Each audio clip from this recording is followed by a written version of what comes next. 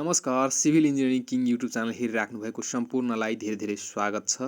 आज म तपाईहरूलाई यो ट्रस जुन हुन्छ यो ट्रसको इस्टिमेट कसरी गर्ने हैन, इस्टिमेट गर्दाखेरि अब यो फलामहरु जुन लागेको छ त्यसको त इस्टिमेट गर्नु पर्यो हैन, र कसरी गर्ने हैन, कसरी गर्ने यस्तो यहाँ हेर्न सक्नुहुन्छ। यो अहिले जुन हेर्नु भइरहेको छ यो ट्रस, यो कस्तो हुन्छ भन्दाखेरि यो फलाम स्क्वायर ट्युबमा राखेको छ। सर्कुलर ट्युब पनि हुन्छ, यो स्क्वायर ट्युब हो र यसको अलग अलग चाहिँ साइज हुन्छ र अलग अलग साइजको अलग अलग चाहिँ युनिट वेट हुन्छ। अब यो युनिट वेटहरु कसरी निकाल्ने त्यो कुरा चाहिँ आजको यो भिडियोमा म तपाईलाई सिकाउन गइरहेको छु। किनभने वेट नै निकाल्नु भएन भने त इस्टिमेट गर्न गाह्रो हुन्छ। इस्टिमेट त वेट पहिला निकाल्नु पर्यो। अब यस्तो यस्तो लगायो भने हैन, यो चाहिँ गरियो भने सबभन्दा पहिला त इस्टिमेट गर्नलाई मैले भनेको छु कि डिजाइन गर्नुपर्छ हैन।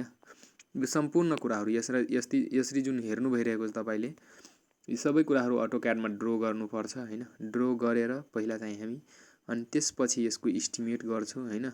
लेन्थ कति छ हैन, र त्यस्तै यसको साइज कति छ हैन, स्क्वायर ट्युब हो कि सर्कुलर ट्युब हो कि तपाईको के कस्तो छ कि रेक्टेंगुलर ट्युब हो हैन, यो सब कुराहरु चाहिँ पहिला नै अगाडि डिटरमाइन गरेर राख्नु पर्छ। त यहाँ जुन हेर्नु भइरहेको छ यो ट्रस, अब यो ट्रसमा यो फलामहरुको इस्टिमेट कसरी गर्ने कसरी, त त्यो चाहिँ आजको यो भिडियोमा सिकाउन गइरहेको छु। र त्यसको लागि सबभन्दा पहिला चाहिँ यसको युनिट वेट चाहिँ पत्ता लगाउने एउटा म तपाईलाई चाहिँ सफ्टवेयर हेराउँछु है। मोबाइलको सफ्टवेयर छ, यहाँ हेर्न सक्नुहुन्छ। यो हेर्नु त, यो के छ, एंगल बीम हैन, एंगल बीम। अब यसको भित्रमा जानु भयो भने यस्तो चाहिँ हेर्न सक्नुहुन्छ है। अनि त्यसपछि यहाँ यो जुन कर्नरमा यो छ त्यहाँ चाहिँ जानु पर्छ तपाईलाई, ठीक छ। त यहाँ म जान्छु। अब यहाँ गएपछि यहाँ हेर्न सक्नुहुन्छ इन्डियन स्ट्यान्डर्ड, त्यस्तै स्ट्यान्डर्ड शेपहरु है। यहाँ हेर्न सक्नुहुन्छ मिडियम हैन, अलिकति म कोरेर पनि हेराउँछु। यो मिडियम, हेभी हैन, यो आई शेप का हुन्छ, त्यस्तै स्लोपिङ हैन, प्यारालेल, इक्वल हैन। इक्वल अब एंगलहरु चाहियो भने यहाँ इक्वल यो जुन छ त्यो हेर्नु छ। अनइक्वल एंगल पनि हेर्न सक्नुहुन्छ। त्यस्तै राउन्ड बार हेर्न सक्नुहुन्छ। त्यस्तै स्क्वायर बार हेर्न सक्नुहुन्छ जुन सोलिड हुन्छ, होलो हुँदैन। त्यस्तै टोर बार हेर्न सक्नुहुन्छ। अब यो प्लेटको कुरा छ हैन, त्यसपछि यो छ, त्यसपछि यो छ हैन। त्यस्तै यहाँ हेर्न सक्नुहुन्छ राउन्ड ट्युब हैन, जुन चाहिँ हाम्रो पाइप हुन्छ हैन, भित्र होलो हुन्छ।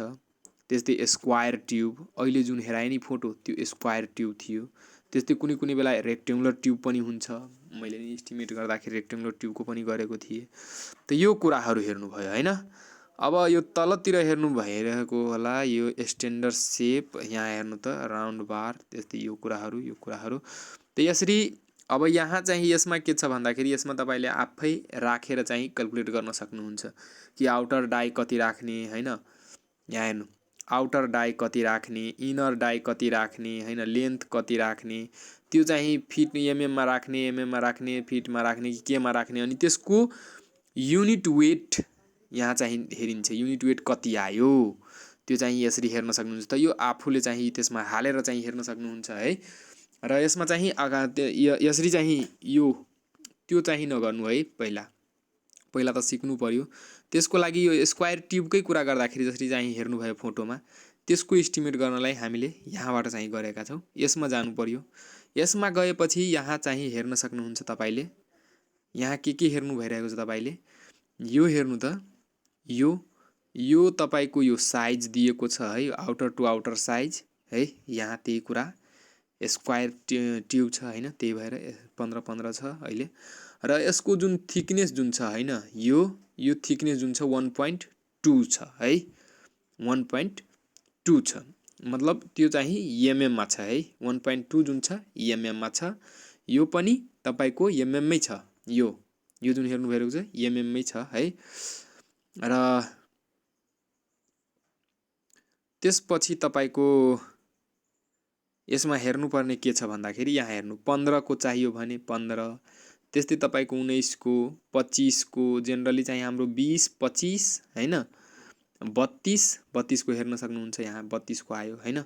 र 32 को हुँदाखेरि त्यसको चाहिँ हेर्नु त 32 को लगाउनु भयो भने त्यसको युनिट वेट के हुन्छ पर मिटरमा 2.69 केजी हुन्छ। मतलब यस्तो 32 को स्क्वायर ट्युब लिनुभयो भने 3.2 mm थिक, अनि त्यसको चाहिँ के हुन्छ भन्दाखेरि पर मिटरमा 2.69 केजी चाहिँ आउँछ है। यसरी चाहिँ गर्न सक्नुहुन्छ। त्यस्तै तपाईको 32 मै यहाँ हेर्न सक्नुहुन्छ, 32 मै तपाईको अर्को साइज छ 2, यहाँ हेर्न सक्नुहुन्छ थिकनेसमा ध्यान पनि दिनु है, 2 भयो हैन मेटलको थिकनेस। त्यस्तै तपाईको 2.6 भयो, अब हेर्नु त त्यस्तै 3 अब 38 मा आयो हैन, 30 बाट 38 मा आयो। त्यस्तै 40 को जनरली मैले भने नि कि यो तपाईको 20 25 20 32 हामीले लगाउने भनेको अब यस्तो हुन्छ कि अब लोकली त्यहाँ एभाइलेबल के कस्तो छ त्यसको आधारमा चाहिँ पनि हेर्ने हो, त्यहाँ के पाइरहेको छ। यस्तो छैन कि हामी इन्डस्ट्रीजमा छौँ, त्यस्तो त हुँदैन। इन्डस्ट्रीबाट ल्याएको अब स्टोरमा छ कि छैन हैन दोकान पसलेहरूको, त्यो पनि कुरा ध्यानमा राख्नुपर्छ। त विशेष गरी चाहिँ यहाँ चाहिँ त्यस्तै तपाईको यो 49 हुन्छ है, लगभग 50 नै भयो। यो पनि डिजाइन गर्छौँ।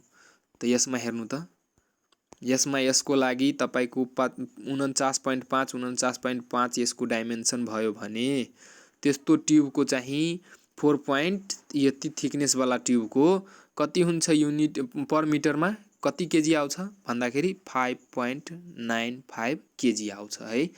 अब यति आयो भने अब मानुस यो चाहिँ यो जुन छर छ हैन, यो मतलब ट्युब जुन छ यो ट्युब अब कति ठुलो छ हैन, कति ठुलो राख्नु भयो मतलब 10 मिटर लाग्यो कि 20 मिटर लाग्यो।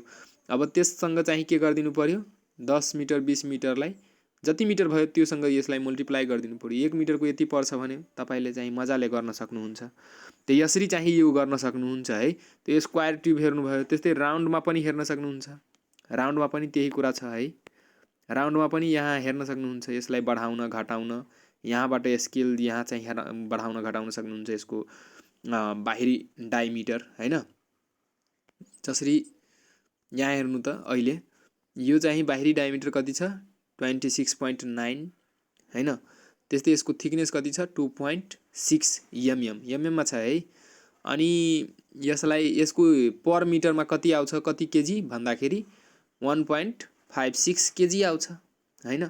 त्यो जति मिटर छ त्योसँग चाहिँ यतिले मल्टिप्लाई गरिदिने मतलब तपाईको टोटल वेट आयो। अनि वेट आइसकेपछि के गर्नु पर्यो, अब त्योसँग वेटको चाहिँ डिस्ट्रिक्ट रेट हुन्छ हैन, त्यो रेट चाहिँ हाल्दिदा त्यो चाहिँ हाम्रो निस्किन्छ हैन।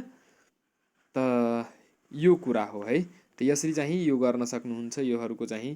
त्यस्तै रेक्टेंगुलरको पनि हेर्न सक्नुहुन्छ है। त्यस्तै तपाईको यो एंगलको पनि यहाँ इक्वल एंगलको हेर्न सक्नुहुन्छ। अब एंगल कहाँ लाग्छ भन्दाखेरि जति बेला चाहिँ हामी बारबेड वायर हैन काँडे तारको चाहिँ हामी बाउन्ड्री गर्छौं हैन त्यति बेला। त्यस्तै तपाईको चेन लिंक फेन्स हुन्छ हैन, जाली जुन हुन्छ त्यसले गर्दा त्यसले पनि बाउन्ड्री गर्दाखेरि त्यति बेला हामीले यसको सपोर्टको रूपमा चाहिँ यसलाई राख्न सक्छौं। स्क्वायरलाई पनि राख्न सक्छौं, यसलाई पनि राख्न सक्छौं है। त यो चाहिँ हेर्नु भएको होला तपाईहरुले राखेको हैन। त यो कुरा यसरी यसबाट चाहिँ सबैको यो दिएको छ, जहाँ जे आवश्यकता पर्छ त्यहाँबाट त्यस्तो चाहिँ गर्न सक्नुहुन्छ। त यो एप एंगल बीमबाट चाहिँ यो एस्टिमेट चाहिँ हामीले यस्तो यस्तोको चाहिँ गरिरहेको हुन्छौं। जस्तै यहाँ हेर्न सक्नुहुन्छ है, यो ट्रस वाला छ हैन।